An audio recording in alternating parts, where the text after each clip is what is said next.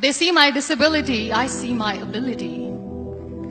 They call me disabled, I call myself differently abled. There are some incidents that happen in your life.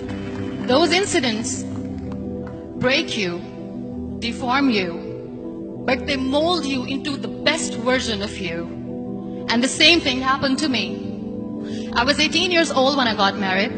My father wanted me to get married. And all I said was, if that makes you happy, I'll say yes. And of course, it was never a happy marriage. Just about after 2 years of getting married, I met a car accident. Somehow my husband fell asleep and the car fell in the ditch.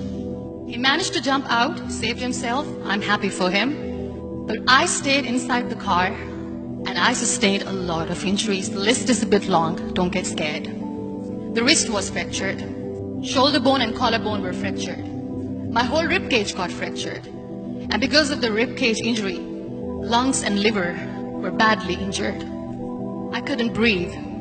I lost urine and bowel control. That's why I have to wear the bag wherever I go. 3 vertebrae of my backbone were completely crushed, and I got paralyzed for the rest of my life. I finally ended up in a hospital where I stayed for 2.5 months. I underwent multiple surgeries. One day, doctor came to me and he said, well, I heard that you wanted to be an artist, but you ended up being a housewife. I have a bad news for you. You won't be able to paint again because your wrist and your arm are so deformed, you won't be able to hold a pen again. Next day, doctor came to me and said, your spine injury is so bad, you won't be able to walk again. Because of your spine injury and the fixation that you have in your back, you won't be able to give birth to a child again. That day, I was devastated. I asked my mother, why me? And that is where I started to question my existence. Why am I even alive? And that is where I realized that the words have the power to heal the soul. My mother said to me, this too shall pass. God has a greater plan for you. I don't know what it is, but He surely has. And in all that distress and grief, somehow or the other, those words were so magical that they kept me going. One day I asked my brothers, I know I have a deformed hand, but I'm tired of looking at these white walls in the hospital and wearing these white scrubs. I'm getting tired of this. I want to add more colors to my life. I want to do something. Bring me some colors. Bring me some small canvas. I want to paint.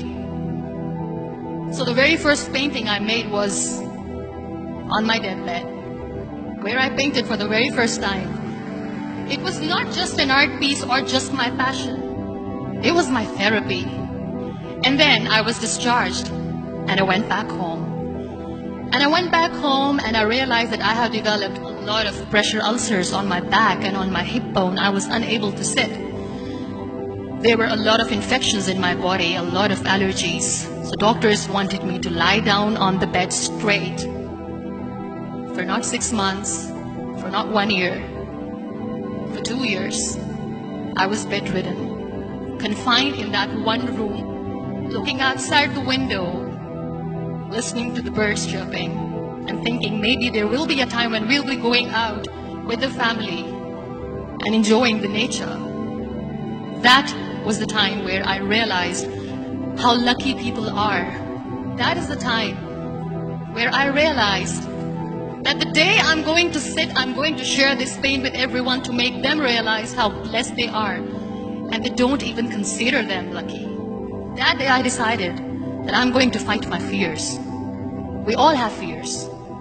Fear of unknown, fear of losing people, fear of losing health, money. We want to excel in career, we want to become famous, we want to get money. We are scared all the time. So I wrote down one by one all those fears. And I decided that I'm going to overcome these fears one at a time. Do you know what was my biggest fear? Divorce. I was trying to cling on to this person who didn't want me anymore, but I said no. I have to make it work. But the day I decided that this is nothing but my fear, I liberated myself by setting him free. And I made myself emotionally so strong that the day I got the news that he's getting married, I sent him a text. And I'm so happy for you and I wish you all the best. And he knows that I pray for him today. Number 2 was, I won't be able to be a mother again. And that was quite devastating for me. But then I realized there are so many children in the world, all they want is acceptance. So there is no point of crying, just go and adopt one. And that's what I did. People think that they will not be accepted by the people because we, in the world of perfect people, are imperfects. So I decided that instead of starting an NGO for disability awareness, which I know will not help anyone, I started to appear more in public. I started to paint. I decided that I'm going to join the national TV of Pakistan as an anchor person. And I've been doing a lot of shows for the last 3 years. I became the National Goodwill Ambassador for UN Women Pakistan. And now I speak for the rights of women, children. We talk about inclusion, diversity, gender equality, which is a must. Every time I go in public, I always smile. It's always a big toothy smile on my face. And people ask me, don't you get tired of smiling all the time? What's the secret? I always say one thing, that I have stopped worrying about the things that I have lost, the people that I have lost. Things and people who were meant to be with me are with me. And sometimes, somebody's absence makes you a better person. Cherish their absence. It's always a blessing in disguise. Live your life fully. Accept yourself the way you are. Be kind to yourself.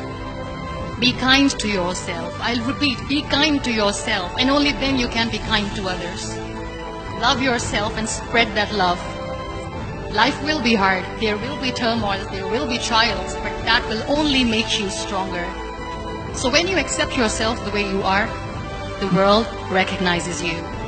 It all starts from within.